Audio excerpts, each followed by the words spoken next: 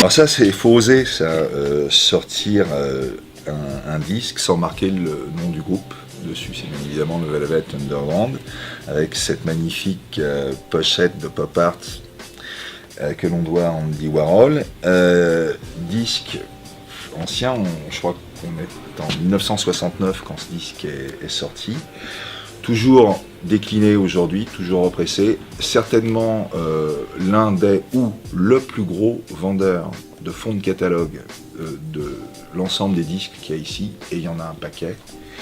Voilà, donc décliné avec des repressages américains, avec des vinyles couleurs, avec une édition normale, avec ici une édition audiophile 180 grammes, pour parler des pressages US, et puis pressage européen pour son 45e anniversaire, où là on a encore remis en gadget le peel off, c'est-à-dire la fameuse peau de banane qui se décolle. Bon, ce disque, non seulement il est important pour l'histoire du rock ou de la pop musique, par rapport au nombre de groupes que le Velvet a influencé, et c'est surtout son plus gros vendeur. Pour parler de quelque chose de radicalement différent, j'ai sélectionné ce disque de Monsieur Fela Kuti.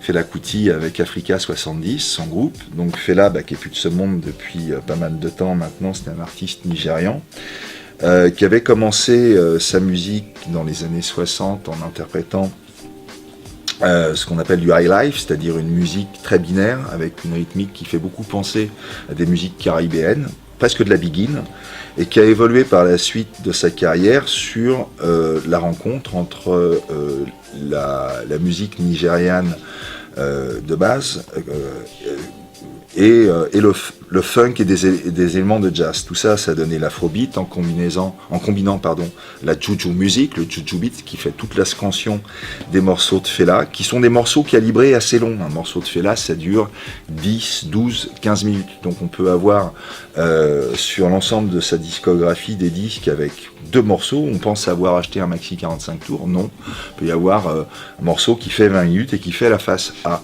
Donc là, j'ai sélectionné le ITT, le International Thief Thief. ITT, c'était aussi une multinationale américaine et qui rappelle tout le combat conscious, engagé de Fela Kuti avec la crème des musiciens qui pouvaient ramasser. Derrière Africa 70, on trouvait la batterie de M. Tony Allen, qui est toujours en activité, qui est un monsieur âgé et qui a toujours ce beat incomparable à la batterie. Donc ITT de Fela Kuti, c'est également les années 70, c'est réédité et je vends ça constamment avec ce qui a été réédité à côté des autres enregistrements de Fela. Alors, toujours en black music, alors pas le disque le plus connu de James Brown, mais celui-ci, j'ai une affection tout à fait particulière parce c'est un disque qu'il a fait dans les années 60. Il a fait 2 disques dans cet esprit-là où c'est un James Brown qui interprète du jazz. C'est-à-dire à la fois, pour partie, ses titres, ses propres compositions orchestrées en jazz, mais aussi des reprises de covers, de grands standards. Et ça, c'est l'un de ces 2 disques, pas le plus connu. Là, il reprend le fameux morceau de Bobby Hebb qui s'appelle Sunny. Et tout l'accompagnement que l'on doit aux orchestrateurs et producteurs de ces 2 disques jazz magnifie complètement ces chansons. Alors, là, on retourne aux États-Unis. Alors ça, c'est pareil, c'est un groupe que j'écoutais à mon adolescence, qui est toujours proposé, qui est un disque admirable, The Modern Lovers. C'est un groupe américain où on retrouvait comme leader un artiste qui s'appelle Jonathan Richman. C'est un mélange de rock, de garage, de pure pop. C'est des chansons qui sont d'une évidence absolue, c'est extrêmement poétique, c'est extrêmement onirique. Il y a sur ce disque, premier morceau de la face A, un morceau légendaire qui s'appelle Roadrunner.